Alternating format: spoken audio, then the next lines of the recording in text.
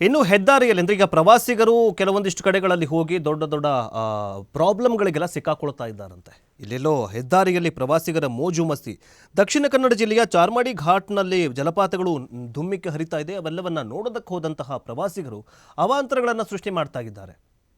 ಮೊದಲೇ ಹೇಳ್ದಂಗೆ ಈ ಪ್ರಕೃತಿಯ ಮುಂದೆ ಮಾನವ ಈ ಹುಲ್ಲು ಕಡ್ಡಿ ಹಂಗೆ ಪ್ರಕೃತಿ ಮುಂದೆ ಏನೂ ಮಾಡೋಕ್ಕಾಗಲ್ಲ.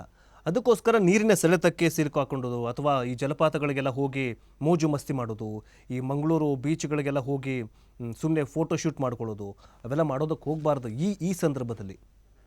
ಯಾಕಂತಂದರೆ ಅಂದಾಜಿರಲ್ಲ, ಅಧಿಕಾರಿಗಳಿಗೆ ಅಂದಾಜಿರಲ್ಲ. ಎಲ್ಲಿ ಎಷ್ಟು ಪ್ರಮಾಣದಲ್ಲಿ ನೀರಿದೆ, ಎಲ್ಲಿ ಹೇಗೆ ನೀರು ಸೆಳಿತಾಗಿದೆ, ಎಷ್ಟು ಪ್ರಮಾಣದಲ್ಲಿ ವೇಗವಾಗಿ ನೀರು ಹರಿತಾಗಿದೆ ಅನ್ನೋದು ಫ್ಲೋ ಆಫ್ ವಾಟರ್ದು ಯಾರಿಗೂ ಅಂದಾಜು ಸಿಗೋದಿಲ್ಲ. ಸೊ ಅದಕ್ಕೋಸ್ಕರ ಕೆಲವೊಂದಿಷ್ಟು ಕಡೆಗಳಲ್ಲಿ ಶಿರಾಡಿ ಕೆಲವೊಂದಿಷ್ಟು ಪ್ರದೇಶಗಳಲ್ಲಿ ಅಥವಾ ಕೆಲವೊಂದಿಷ್ಟು ಬೀಚ್ಗಳಲ್ಲಿ ಪ್ರವಾಸಿಗರು ನೀರಿನ ಈ ಜಲಪಾತಗಳನ್ನು ನೋಡೋದಕ್ಕೆ ಹೋಗಿ ಯಾರೋ ನಿನ್ನೆ ಅಷ್ಟೇ ಇದು ನೋಡಿ, ಈ ದೃಶ್ಯವನ್ನು ನೋಡಿ, ಇವರೆಲ್ಲ ಏನೋ ಜಲಪಾತ ನೋಡೋಕ್ಕೆ ಹೋಗಿ ಸಿಕ್ಕಾಕೊಂಡಿದ್ದಾರೆ. ಸೊ ಹೀಗೆ ಪ್ರಾಣಹಾನಿಯಾಗುವ ಸಾಧ್ಯತೆ ಇರೋದರಿಂದಾಗಿ ಜಿಲ್ಲಾಡಳಿತ ಮತ್ತು ಹವಾಮಾನ ಇಲಾಖೆ ಮುಂದಿನ ದಿನಗಳಲ್ಲಿ ಭಾರಿ ಪ್ರಮಾಣದಲ್ಲಿ ಮಳೆ ಸುರಿಯೋದ್ರಿಂದಾಗಿ ಪ್ರವಾಸಿಗರು ತಮ್ಮ ಎಚ್ಚರಿಕೆಯಲ್ಲಿರಬೇಕು. ಏನು ಮಾಡೋಕ್ಕಾಗಲ್ಲ. ಈ ಥರ ಸಿಕ್ಕಾಕೊಂಡ್ರೆ ಏನು ಮಾಡ್ತೀರಾ? ದೇವರೇ ಅವ್ರನ್ನ ಕಾಪಾಡಬೇಕು. ಸೊ ಅದಕ್ಕೋಸ್ಕರ ಪ್ರವಾಸಿಗರು ಜನರು ಕೂಡ ತಮ್ಮ ಎಚ್ಚರಿಕೆಯಲ್ಲಿ ತಮ್ಮ ಮುನ್ನೆಚ್ಚರಿಕಾ ಕ್ರಮಗಳನ್ನು ಪಾಲಿಸ್ಕೊಂಡು ಜೀವವನ್ನು ಉಳಿಸ್ಕೊಂಡ್ರೆ ಸಾಕಪ್ಪ.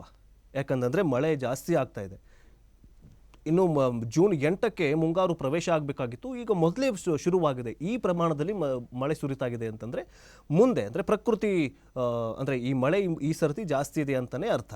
ಇದ್ರ ಮುನ್ಸೂಚನೆ ಅಂತ ಹೇಳಲಾಗ್ತಾ ಇದೆ. ಇನ್ನು ಈಗಾಗಲೇ ತಮಿಳುನಾಡಿನ ಊಟಿ ಜಿಲ್ಲೆಯಲ್ಲಿ ಅಂದರೆ ಊಟಿಗಳಿಗೆಲ್ಲ ಕೆಲವೊಂದಿಷ್ಟು ಕಡೆಗಳಲ್ಲಿ ಊಟಿಗೆ